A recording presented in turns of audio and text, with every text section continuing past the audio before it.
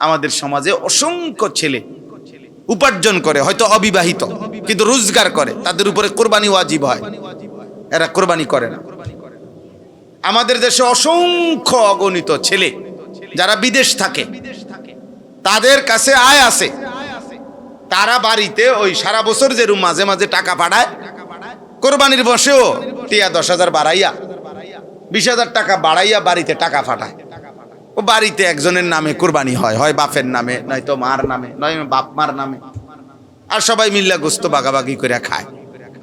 হেরা মনে করে বাড়িতে একজন কোরবানি হইলেই হইছে, না, বাড়িতে কোরবানি হইলেই হইছে না।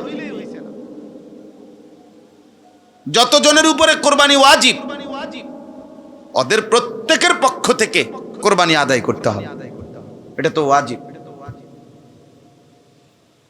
এটা তো ওয়াজিব। আপনার ছেলের উপরে কোরবানি ওয়াজিব, তার সম্পত্তি থাকার কারণে সেটা আপনার নামে আদায় করলে হবে না। আবার আপনাকে সে দিবে না কেন? আপনি তার বাবা, তার মা, তো সে তো সারা বছরই টাকা দেয় বাপ মারে, তো এখনো দিবে। সংসারে যে টাকাটা দেয় সেটা তো আলাদা কথা। তো এরপরে যে সে জমায়, ব্যক্তিগত কম অল্প অল্প করে জমায়, তো ওইটা তার মালিকানা না? কথা বোঝেন নাই? তো ওই মালিকানার উপরে কোরবানি আসবে না, তো সেটা কখন আদায় করবে সে? আমরা বাইত কোরবানি হইছে, তোমরা বাইত কোরবানি হইলো নাকি?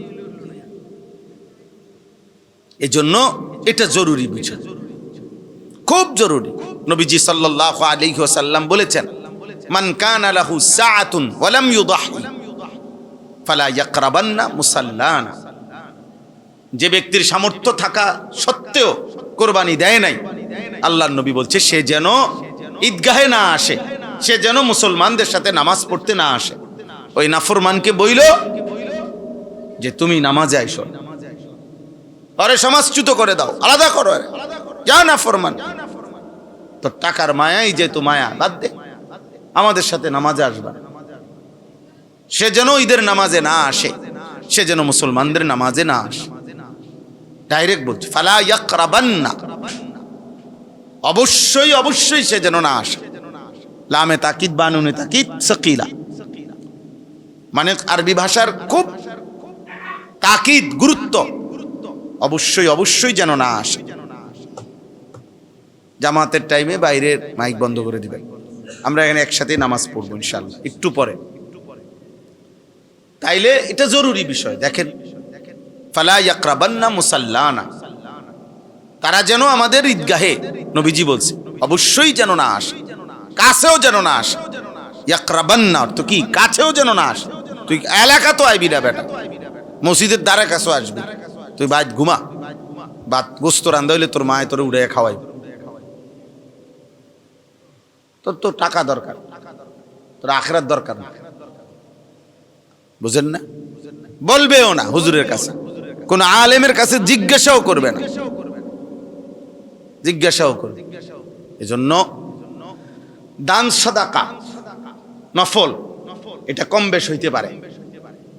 আমি আপনাকে বললাম মাদ্রাসায় দান করেন, কেউ 10 টাকা দিলেন, কেউ 1000 টাকা দিলেন, হইতে পারে, এটা তো দান সাদাকা নফল।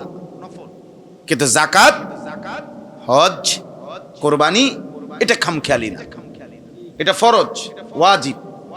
ফরজ এবং ওয়াজিবে বাড়তি করারও দরকার নাই, কমতি করারও অনুমতি নাই, অনুমতি না। আপনাকে যা ফরজ তাই করতে হবে, শরীয়ত নির্ধারণ করে দিয়েছে। সম্পত্তি আপনার বাপেরও না, আমার বাপেরও না, সম্পত্তি আল্লাহর দেওয়া। ওয়াবতাগি ফীমা আতাকাল্লাহ, আল্লাহ বলছে আমি তোমাদেরকে যে সম্পত্তি দিয়েছি, যা আমি দিয়েছি, তা দ্বারা প্রথম তোমরা আদ-দার আল আখিরা, আখিরাতের ঘর জান্নাত তালাশ করো।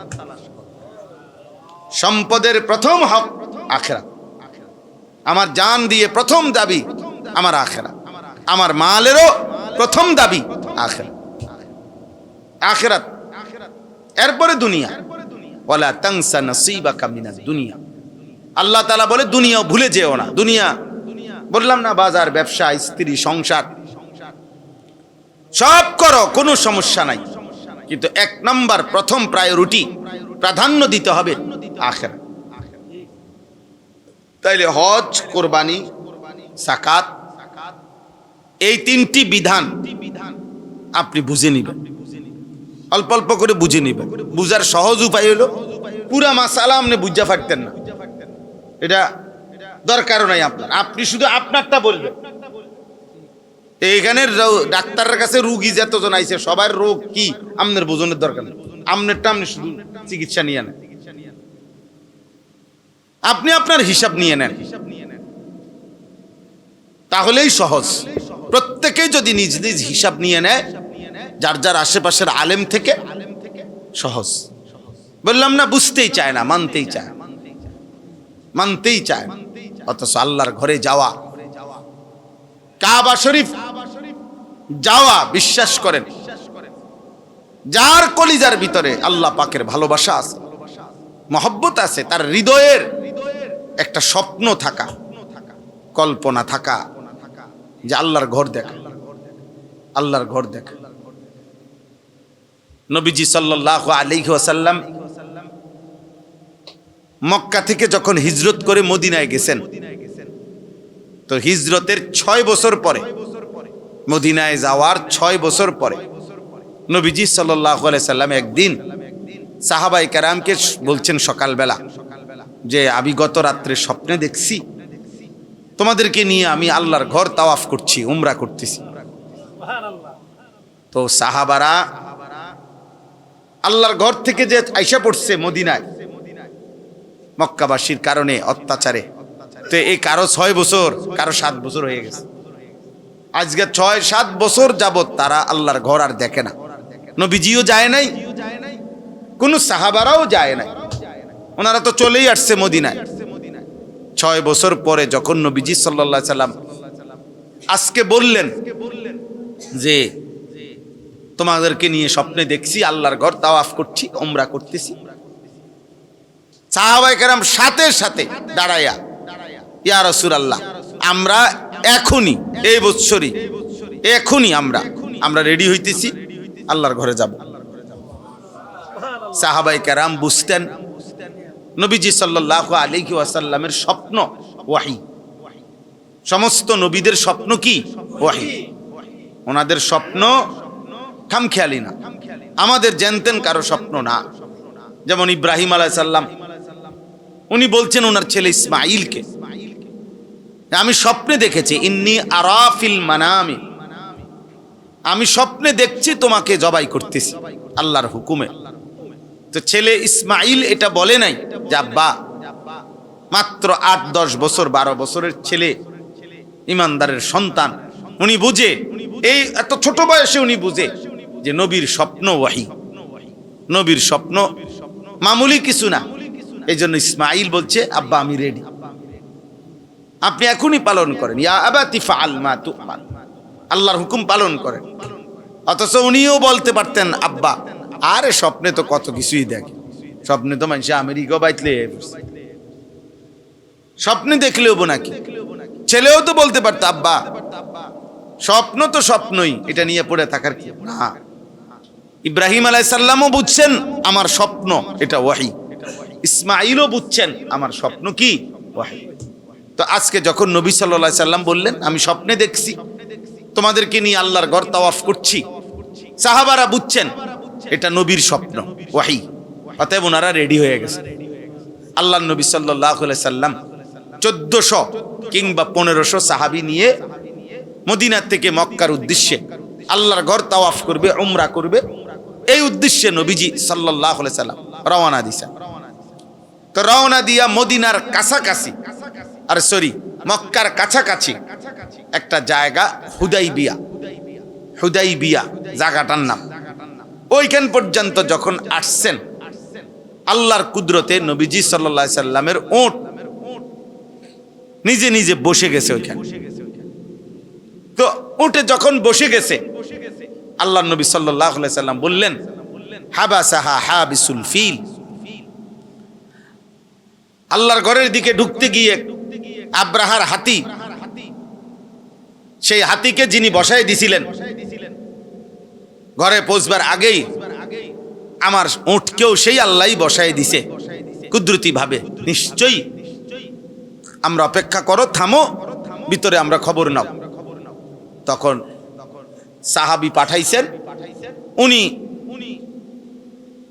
খোঁজ খবর নিয়ে গোপনে কৌশলে খবর নিয়ে আইসা বলছি, ইয়া রাসূলুল্লাহ, মক্কার কাফেররা তাদের ঢাল তলোয়ার নিয়ে প্রস্তুত, কোনোভাবেই আপনাকে আমাদেরকে মক্কা শরীফ ঢুকতে দিবে না, আল্লাহর ঘরের তাওয়াফ করতে দিবে না, কোনোভাবেই না। তারা জান দিবে, লড়াই করবে, যুদ্ধ করবে, কিন্তু আপনাকে কাবা ঘরের কাছে আসতে দিবে না, তাদের সিদ্ধান্ত এটা। আল্লাহর নবী সাল্লাল্লাহু আলাইহি সাল্লাম বললেন, হায়, আমি তো এই বছর এখন যুদ্ধ করতে আসি নাই, মূলত আমি আসছি শুধু কাবা তাওয়াফ করব, উমরা করব। উমরা মানে 3 ঘন্টার কাম, 3 থেকে 4 ঘন্টা সময়ের কাজ হলো উমরা। উমরা মানে আল্লাহর ঘরের চারদিকে 7 চক্কর দেওয়া, সাফা মারওয়া পাহাড়ে 7 বার আসা যাওয়া করা, এরপরে মাথা মুন্ডন করা, শেষ, খালাস। এই 3 থেকে 4 ঘন্টা টাইম লাগে, আরো কমও লাগে অনেক সময়। এতটুকুর নামই উমরা। তো আমি তো এটুকু করতে আসছি, আমি তো আবার আমার উমরা আমরা শেষ করে আমরা আমাদের পথে মদিনায় ফিরে যাব, কিন্তু ওদের সিদ্ধান্ত ওরা দিবে না। শেষ পর্যন্ত এই হুদাইবিয়া নামক জায়গায় নবীজি তাবু ফেলছেন, এবং অনেক ঘটনার পরে, অনেক কথাবার্তার পরে যাইতে দেয় নাই। নবী সাল্লাল্লাহু আলাইহি সাল্লামের সাথে তারা মক্কাবাসী চুক্তি করছেন, এটাকেই বলা হয় হুদাইবিয়ার সন্ধি। এই চুক্তিনামার মধ্যে সিদ্ধান্ত হয়েছে এই বছর ফিরে যাবে, আগামী বছর আইসা এই উমরাটা কাজা করবে। এবং নবীজি সাল্লাল্লাহু আলাইহি সাল্লাম পরের বছর আইসা এই উমরাটা কাজা করছেন, সাহাবাদেরকে নিয়ে উমরা করছেন পরে। কিন্তু এই যে আল্লাহর ঘরে ঢুকতে বাধা দিল এরা, তো এখানে তাদের কয়েকটা কাজ করলো। এক নাম্বার হলো এরা আল্লাহর সাথে, এই মক্কাবাসী প্রথম হলো এরা আল্লাহর সাথে কুফরি করলো, এরা তো কাফের মুশরিক। 2 নাম্বার, যে মানুষগুলো আল্লাহর পথে চলতে চায়, ইসলামের পথে, তারা তাকে আল্লাহর পথে চলতে তাদেরকে বাধা দিচ্ছে। 3 নাম্বার, আল্লাহর ঘর মসজিদ, মসজিদে হারাম কাবা, আল্লাহ তাআলা সৃষ্টির শুরু থেকে কিয়ামত পর্যন্তের জন্য এটা ভিতরে যারা বসবাস করে এই কাবার আশেপাশে, এবং বাহিরের থেকে যারা এটার ভিতরে ঢোকে এই মক্কা নগরীতে, সবার জন্য আল্লাহ তাআলা কিয়ামত পর্যন্তের জন্য এই কাবা, মসজিদে হারাম এবং হজ্জের সাথে সংশ্লিষ্ট যেই জায়গাগুলো, কাবা, মসজিদে হারাম, সাফা মারওয়া, মিনা, আরাফা, মুজদালিফা, এই জায়গাগুলো কিয়ামত পর্যন্তের জন্য, গোটা পৃথিবীবাসীর জন্য, ইমানদারদের জন্য ওয়াকফ, মুক্ত, সবার জন্য অনুমতি। এখানে কারো অধিকার নাই আটকাইয়া রাখা, বাধা দেওয়া। অথচ এই মানুষগুলো, তারা তো মক্কার মসজিদে হারামের পাশে থাকে না, শুধু তোমার থাকতে দিছি আমি, আর তোমরা আমার বান্দারা আসতে চায়, তোমরা তাদেরকে বাধা দিচ্ছ। এই অধিকার কই পাইলা? কেউই পাইলা। তদুপরি সিদ্ধান্ত নিছে যে কাবার চত্বরে মসজিদে হারামের কাছে যদি ওরা আসে, রক্তপাত করবে, এদেরকে হত্যা করবে, মুসলমানদেরকে। তো আল্লাহ তাআলা বলেন, আমার ঘরের কাছে এই ধর্মদ্রোহী, আল্লাহদ্রোহী কাজ, এত বড় জুলুম, এই ইচ্ছা পোষণ করলা কেমনে? আল্লাহ তাআলা এখানে 4টি অপরাধের বর্ণনা দিছে। 1 নাম্বার, যারা কুফরি করলো। 2 নাম্বার, যারা আমার বান্দাদেরকে আল্লাহর পথে চলতে বাধা দিল। 3 নাম্বার, যারা সবার জন্য অনুমতি যেই মসজিদে হারাম সেখানে ঢুকতে বাধা দিল। 4 নাম্বার, আমার হারামের সীমানার মধ্যে যারা আমি আল্লাহর হুকুমের লঙ্ঘন করে জুলুম অত্যাচারের ইচ্ছা পোষণ করলো, আল্লাহ দ্রোহী কাজের, আমি এই সমস্ত নাফরমানকে বললাম, নুজিকহু মিন আযাবিন আলীম, আমি তাদেরকে অত্যন্ত ভয়ানক মর্মান্তিক শাস্তি দেব। এইটা হলো এই প্রথম আয়াত। এতক্ষণেই বুঝাইলাম।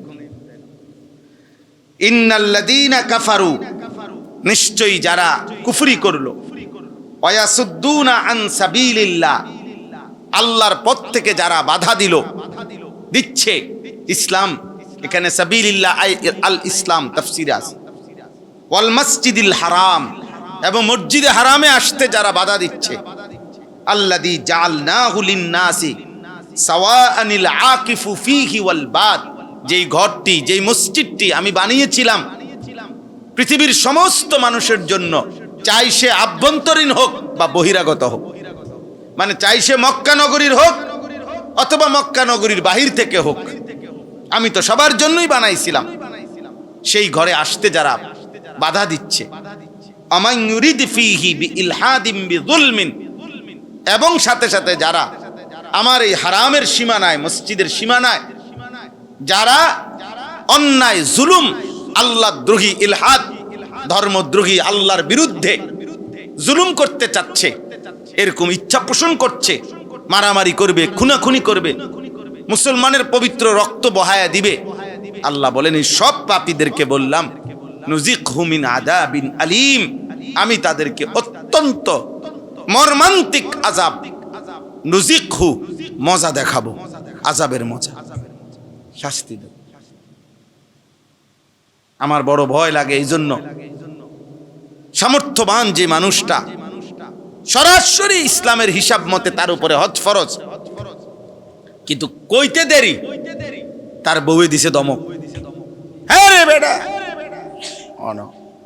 অনুগুদ্দুর গদ্দুয়ারের নাম নাই, আল্লাহর হজে যাইব বেটা, আলাফের আর কি নাই, জায়গা নাই, আলাফের আর জায়গা, রঙের আর শেষ নাই, ফুতে বলে দিছে, হ্যাঁ জিয়ে বলে দিছে, দমক দিয়ে দিছে, অর্থাৎ এবার আসতে ফুতের বয়ে, জিয়ের বয়ে, বউয়ের বয়ে উনি দইমা গেছেন, থেমে গেছেন, আর ওরা বাধা দিয়ে দিল আল্লাহর ঘরে যাইতে, মসজিদে হারামে যাইতে।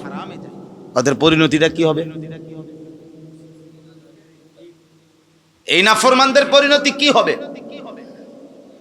তাইলে আপনারা বলেন, আপনারা আপনাদের ছেলে মেয়ের বিয়ে, বিদেশ, বিল্ডিং, সংসার, এর সাথে হজ্জের বিধানকে ফিরায় দিলেন, ফেলে দিলেন, বাদ দিয়ে দিলেন। আপনারা কাজটা কি করলেন? কার বুদ্ধিতে করলেন? কার পরামর্শে করলেন? কার দমকে করলেন? বুঝতেও চাইলেন না কেন? কেন বুঝতেও চাইলেন না? কেন বুঝতেও চাইলেন? আপনাকে আমি একটা ছোট্ট হিসাব বলি, একটা হিসাব বললে বুঝবেন। অনেক উদাহরণ আমি আগেই বলছি, প্রত্যেকের দায়িত্ব হলো নিজেরটা নিজে কি করে নেওয়া, বুঝে নাও। বাকি আমি একটা উদাহরণ, কমন উদাহরণ দিই, তাহলে বুঝবেন। একজন ব্যক্তির তার যে বসতের ভিটা, যেটার মধ্যে সে থাকে, বসত বাড়ি, এটা বাদ দিয়া তার আলাদা ফসলি জমি, এমনে জমি, বাজারে ক্ষেত, আরে জমি যেখানে হোক, তার মনে করেন আলাদা আরো 10 শতক জমি আছে ধরেন। এই লোকটার এই দুইটা জিনিসে আছে, চলো ওই জমিটুকু আছে 10 শতক বা 15 শতক, আর আছে কোনটা? এই বসত বাড়িটা। এই বেচারার উপার্জনের আর কিছু নাই, ওই যে ওইখান থেকে যে ফসল হয় ওইটুকু দিয়েই সংসার চলে ধরেন, এখানে চাষবাস করে এই বেচারা কি খায়। কিন্তু যেটুকু জমি তার আছে অতিরিক্ত, এইটুকু জমিকে এক অংশ যদি বিক্রি করে 4 শতক, 5 শতক, 3 শতক, তাহলে হজে যাওয়ার আসার যে খরচ এবং এ কয়দিনের বউ বাচ্চার সংসার খরচ আর চলবে, আর ওই যেটুকু জায়গা থাইকা যাবে এটুকু দিয়েও ইচ্ছা করলে তার সংসার পরবর্তীতে হে দেশে আইলে সংসার চালাইতে পারবে। বুঝেন নাই কথা? আবার বলেন যে মনে করেন 10 শতক, তো এখন হজ্জের স্বাভাবিক মধ্যম মানের টাকা দিয়ে যদি কেউ হজ্জে যায়, তাইলে খরচ হয় 6 থেকে 6.5 লাখ টাকা। বুঝছেন? এই বছরের হিসাবটা ধরলাম আর কি, আমি 6 থেকে 6.5 লাখ টাকা হইলো মধ্যম মানের, মোটামুটি প্রায় ইজিলি যাওয়া যায়। তো এই ধরেন 6.5 লাখ টাকা। এরপরে এই বেচারার এই 1.5 মাস 45 দিন সংসারের খরচাপাতি লইয়া চলতে এখানে লাগতে পারে মনে করেন আরো 1 লাখ টাকা। আচ্ছা ধরলাম 1.5 লাখ টাকা, ধরলাম 2 লাখ টাকা, বুঝেন না, সংসার খরচ লাগবো। তাহলে 6.5 আর 2 লাখে কত? 8.5 লাখ টাকা। কথা বুঝছেন? এখন জায়গার 3 শতকের দাম মনে করেন 3 লাখ টাকা করে 9 লাখ টাকা মনে করেন বিক্রি করা যাবে। 4 শতকও বেচা যাইলে মনে করেন 4 দুগুণে 8 লাখ টাকা, 2 লাখ টাকা করেও শতক হইলে তো 8 লাখ টাকা। তাইলে এই 4 শতক বিক্রি করলে সে হজে যাওয়া আসা এবং এই 1.5 মাসের পরিবারের খরচ দিয়া হবে কিনা? হবে। আর ওই যে 6 শতক জমি রইছে, আর কোথাও কোনো টাকা নাই, দোকান নাই, ব্যবসা নাই, চাকরি নাই, বিদেশ ফুত নাই, আর কোথাও থেকে 10 টাকা পাওয়ার কোনো সম্ভাবনা তার নাই। শুধু আর ওই 6 শতক জমি আছে, 7 শতক জমি থাইকে যাইব, এটুকু বেচলে আরে থাকলে এটুকু দিয়েও সে এই 4 জন মানুষের সংসার চালাইতে পারবে। তো নিশ্চিত শরীয়তের বিধান এই মুসলমানের উপরে হজ ফরজ।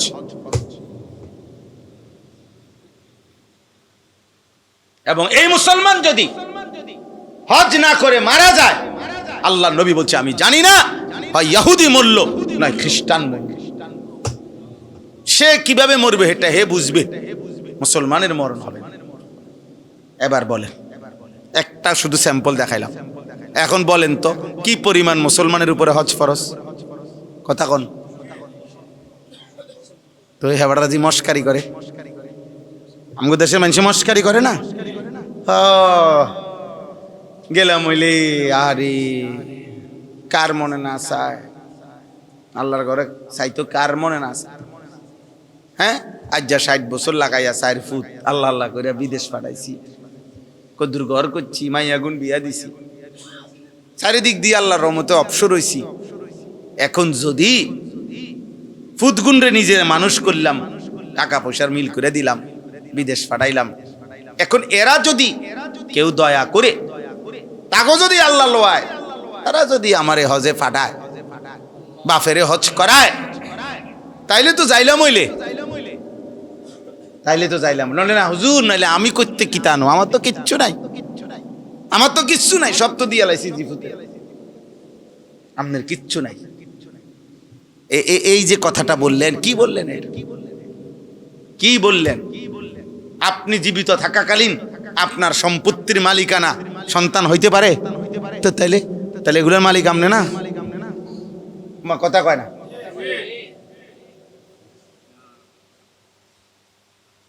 এগুলোর মালিক আপনি না? তো আপনার খেতে জমি নাই, 30 শতক জমি নাই, আমি তো কমাইয়া না, সর্বোচ্চ কমাইয়া না কইলাম, 20 শতক জমি নাই। হ্যাঁ, তো ব্যাংকে টাকা নাই আপনার আর কোনো ইনকাম নাই, তো বলেন না, বলেন। প্রতিনিয়ত আপনি ওই দিন আমি রাজবাড়ি গেছি, ওনারা যে বাড়িতে খানা খাইলাম, আমাদের খুব ঘনিষ্ঠ একজন ভাই, তো ওনাদের শুধু পেঁয়াজ গোডাউনে, মানে ওনারা এটাকে ঘর বানাইয়া এটার মধ্যে কোল্ড স্টোর সিস্টেমের মতো করে পেঁয়াজ রাখছে। তো তাগো সংসারের পেঁয়াজ যেটা না, শুধু আমি বললাম কতটুকু পেঁয়াজ আছে এখানে? কয় যে হুজুর কমপক্ষে 1.5 থেকে 2,000 মন পেঁয়াজ, 1.5 থেকে 2,000 মন পেঁয়াজ অতিরিক্ত বিক্রি করবে এগুলো সারা বছর। তাইলে এরকম আমাদের প্রত্যেকের উচিত হ্যাঁ হিসাব করা উচিত। ব্যবসার পণ্য, নিজের অতিরিক্ত সম্পদ হজ ফরজ হওয়ার ক্ষেত্রে গুরুত্বপূর্ণ, কোরবানির ক্ষেত্রে গুরুত্বপূর্ণ। 52.5 বড়ি রূপার দাম, সর্বোচ্চ 1 বড়ি রূপার দাম যদি এখনকার বাজার অনেক বেশি, একারে বেশিও যদি হয়, তাইলে 7,000 টাকা। আগে অনেক অনেক কম ছিল, 700, 800, 1200 টাকা ছিল রূপার বড়ি। এখন শুনলাম কত কইলো ওই দিন, কে 5, কত 5000 এই ধরো, তাইলে আচ্ছা ধরো 5000, তাহলে 52 বড়ির দাম কত আসে? বসে হিসাব করো, 5 52 পূরণ দাও, 2,60,000, আরো 2,500 কও, তাহলে 2,62,500। আরো অর্ধ বড়ির দাম ধরবে না, 5,000-এর অর্ধেক, তাহলে 2,500, কত হয়েছে? 2,62,500। এই 2,62,500 টাকা আমরা সর্বোচ্চ রেট ধরলাম।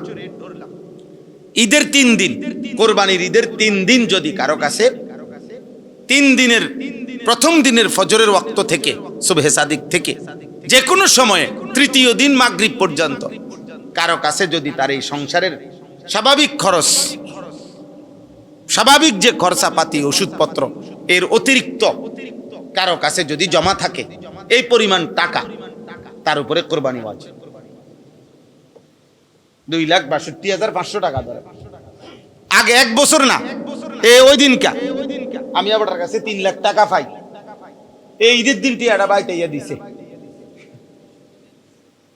বুঝেন নাই কথা? অতিরিক্ত এখন আপনার এই টাকাটা ছাড়াও আপনার বাজার সংসারের খরচাপাতি চলা অতিরিক্ত টাকা আপনার উপরে কোরবানি ওয়াজিব, আপনাকে কোরবানি আদায় করতে হবে।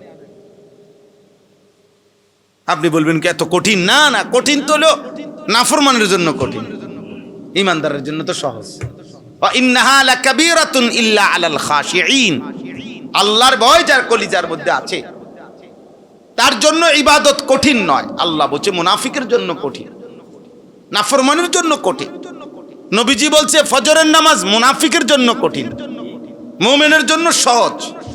আমার শায়েখ আল্লামা মুফতি মুশতাকুর নবী সাহেব বলে মুমিন ফজরের নামাজ ছাড়তেই পারে না, মুনাফিক ফজরের নামাজ পড়তেই পারে না।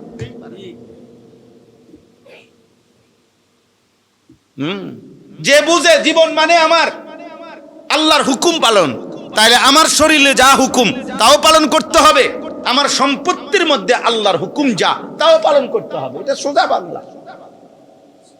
আর নাফরমান তার কাছে 1 টাকাও, 100 টাকা, 10 টাকা দান করাও তার জন্য কঠিন।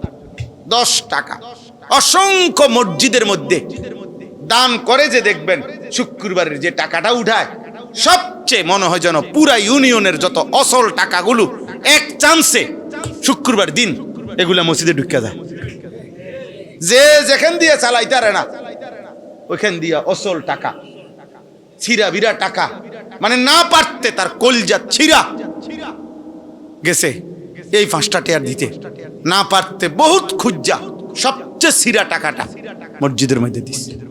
কাত কলিজার মধ্যে আখিরাত নাই। সাহাবায়ে কেরাম নবীজির জামানায় একবার শুধু সাহাবায়ে কেরাম মসজিদে নববীতে যে গরিব সাহাবীরা থাকতেন সুফা, ওনাদেরকে খেজুর সাহাবারা দিতেন, খেজুর আইনা রাখিয়া যাইতেন আর কি, ওনারা খাইতেন। একদিন শুধু খেজুরের ছড়া রাখছেন একজন সাহাবী, ওই খেজুরের ছড়া যেটা কলার ছড়ির মতো, এই ছড়ির মধ্যে খেজুর নষ্ট, দুর্বল খেজুর, ভালোগুলা না, মানে বাচ্চা মনে বুঝা গেছে যে শরীরের খেজুরগুলো একটু কি দুর্বল, ওইটি রাখা গেছে। এই এতটুকুর কারণে কোরআনুল কারীমে আল্লাহ তাআলা 4 নম্বর পারা আছে, আল্লাহ তাআলা এই যে সরাসরি কোরআনের আয়াত নাজিল করে বললেন লান তানালুল বিররা হাত্তা তুনফিকু মিম্মা তুহিব্বুন।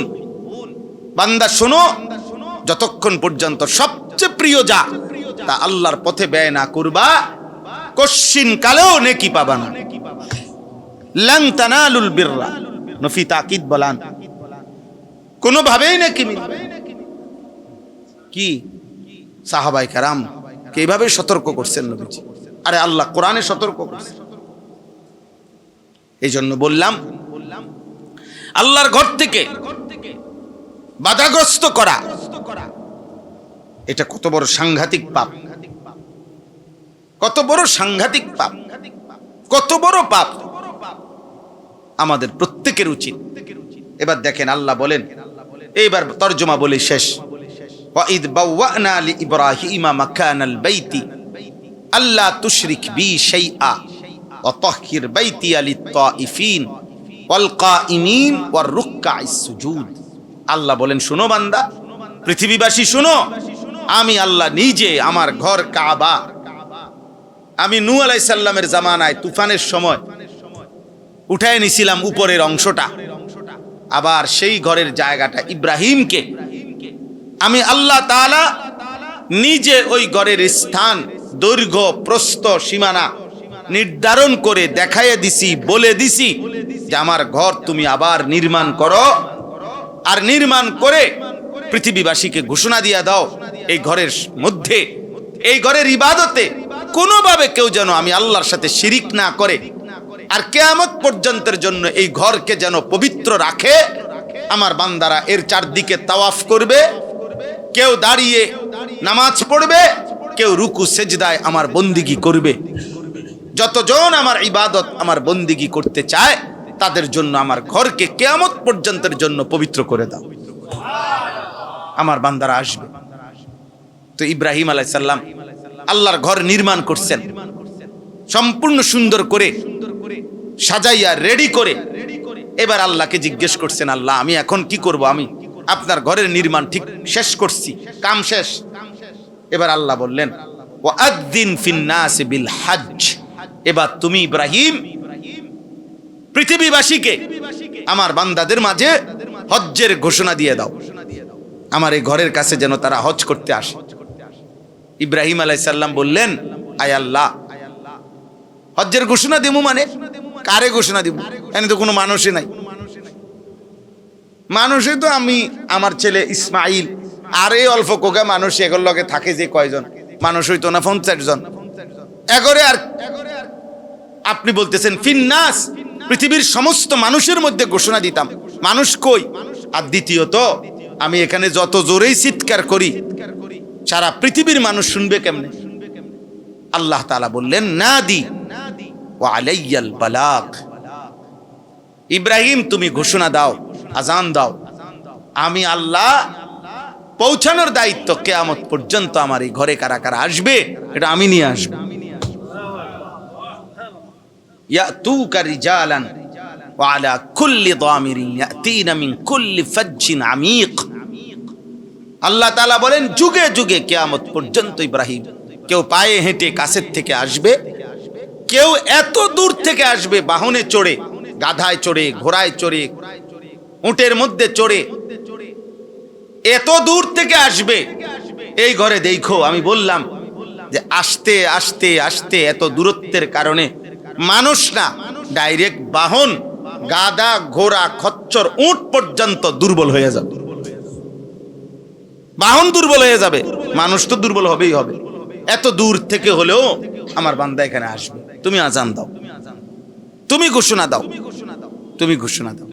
আজকের পৃথিবীতে আমরা এটাকে বুঝাইবার লাগে বলি, এত দূর থেকেও পৃথিবীতে ফ্লাইট হয়, এই হজের ফ্লাইট এত দূর থেকে আসে যে কোনোভাবেই এক ফ্লাইটে আপনার আইসা পৌঁছানো সম্ভব না, বরং বাহন মানে বিমান দুর্বল হয়, মাঝখানে ট্রানজিট নিয়ে তেল নিতে হয়, ফুয়েল নিতে হয় তাকে। এত দূর থেকেও আসে, এত দূর থেকেও আসে। অর্থাৎ পৃথিবীর প্রতিটা গলি গলি যেখানেই আল্লাহর বান্দার অস্তিত্ব আছে মুমিনের, সেখানেই মুমিনের কলিজার মধ্যে ওই ঘরের প্রতি টান আছে। মুমিন মানেই আল্লাহর ঘরের প্রতি তার একটা টান থাকবে, আজীবনের একটা আফসোস থাকবে। আর এটা কি মুমিন মনেও পড়ে না, এতে বেটা বইয়ে বয়ে গেলে বিড়িয়ে খায়,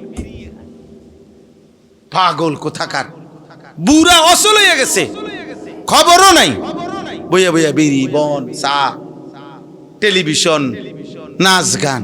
আশ্চর্য মুসলমান, আফসোস মুসলমান।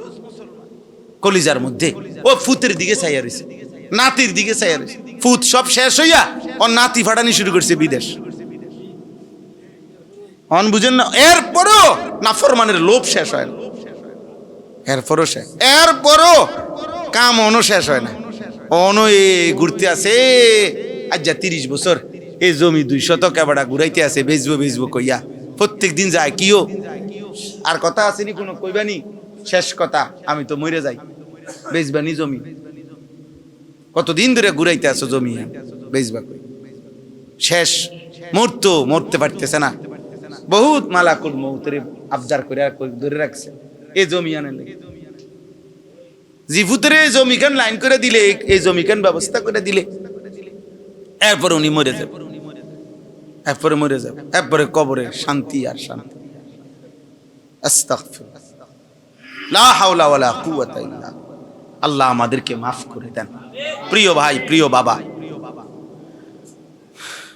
আপনাদের কাছে অনুরোধ, শুরুর কথা আবার আমরা চলেন।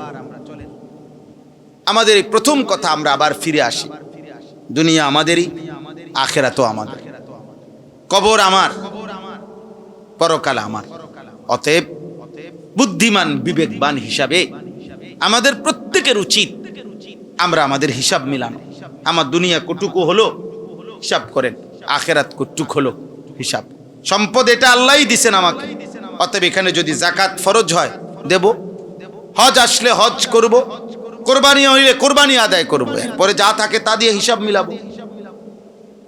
একজন বুদ্ধিমান মানুষ তো, যেই কোনো মানুষ, তার পকেটে যে কয়টা টাকা নিয়ে সে বাজারে যায়, সংসারের যে কয়টা খরচ, তার তো মাথার মধ্যে একটা পরিকল্পনা করে। সে 5টা মিনিট সে ভাবে আমি কয় টাকার মাছ কিনবো, কয় টাকার চাল কিনবো, আমার চাইলেও দরকার, মাছও দরকার। এখন আমার কাছে টাকাই আছে 1000 3000, আমি চাইলে কিনে নিলাম 3000 টাকা। আমাদের এক লোক কিছুদিন আগে আপনার, তার ছেলে দুষ্ট, তো উনি আমার আফসুস করে বলতেছে, কাইন্দা দিছে, হুজুর পোলা, ওনার ছেলে ঘর থেকে 2 লক্ষ টাকা চুরি করে নিছে, নিয়ে 60টা মোবাইল কিনে লাইছে। না, নিজে টিপতো, মোবাইল টিপতো, দোহান না, ছাত্র মানুষ মিয়া, 2 লাখ টাকা দিয়ে যা পাইছে মোবাইল কিনে লাইছে। তাই বললাম মাশাআল্লাহ, আপনার একটা বিষয় ক্লিয়ার হয়ে গেল যে মোবাইলের বিষয়টা আর ফ্যামিলিতে কোনো ঝামেলা রইল না। আগামী 30 বছর আমনের বংশের আর কারো মোবাইলের কি থাকলো না। হেতে তো একটা বিষয় কি করে দিল, ক্লিয়ার করে দিল। তাহলে বলেন, এটা হইল নি কথা? তুই বুঝি 2 লাখ টাকা দিয়ে মোবাইল কিনে লাগি? তো এই কথাই বললাম আর কি। তো আমাদের হালাত হলো এমন। আপনি এটা বোঝা উচিত, আপনি তো দুনিয়াও সাজান, পরিকল্পনা করেন, মাছ কিনবো কদ্দুর, তরকারি কিনবো কদ্দুর, তা আমার এইটুকু সম্পত্তির মধ্যে আল্লাহর বিধান যা আমি তা পালন করব, আমার দুনিয়াবি প্রয়োজন যা আমি তাও পালন করব। এটা তো সহজ বিষয় আব্বা, সহজ বিষয়। এই জন্য প্রতিনিয়ত মনে রাখবেন, একজন মুমিন, একজন ইমানদার মুসলমান, তার প্রত্যেক দিনের রানিং ডিউটি 2টা। এক, মুসলমান মানেই প্রতিদিন নামাজ পড়ে, মুসলমান মানেই প্রতিনিয়ত নিয়মিত দান করে, খরচ করে আল্লাহর রাস্তায়। মনে রাখেন এটা। দান সাদাকা সিজন নাই, নামাজেরও সিজন নাই। নামাজ সারা বছর, প্রতিদিন আল্লাহর পথে খরচ, প্রতিদিন সাদাকা, প্রতিদিন। যখন বছর শেষে যাকাত আসবে, যাকাত দেব। জীবনে যখন একবার হজ ফরজ হবে, হজ করব। বছরে প্রতি বছর একবার যখন কোরবানি ওয়াজিব হবে, কোরবানি করব। আর প্রতিনিয়ত আল্লাহর পথে নফল সাদাকা করতে থাকব। রমজানের রোজা সিজনে, হজ সিজনে, যাকাত বছরে একবার সিজনে, কিন্তু দান সাদাকা নিয়মিত, নামাজ নিয়মিত। এই জন্য আপনারা এই অভ্যাস করেন, পরিমাণ আপনি নির্ধারণ করবেন, আল্লাহর পথে খরচ করবে। কেউ 10 টাকা খরচ করবে, কেউ 10 লাখ টাকা খরচ করবে, কিন্তু খরচ করবে প্রতিনিয়ত। এটা মুমিনের সিফাত, মুমিনের বৈশিষ্ট্য। রাসূলুল্লাহ সাল্লাল্লাহু আলাইহি সাল্লাম বলেন, এই কিতাবে আছে, আল্লাহ নবী বলেন, ইত্তাকুজ জুলম, জুলুম থেকে বাঁচো, ফা ইন্না যুলমা যুলমাতুন ইয়াউমাল কিয়ামা, প্রত্যেকটা জুলুম কিয়ামতের দিন তোমার জন্য অন্ধকার হয়ে যাবে।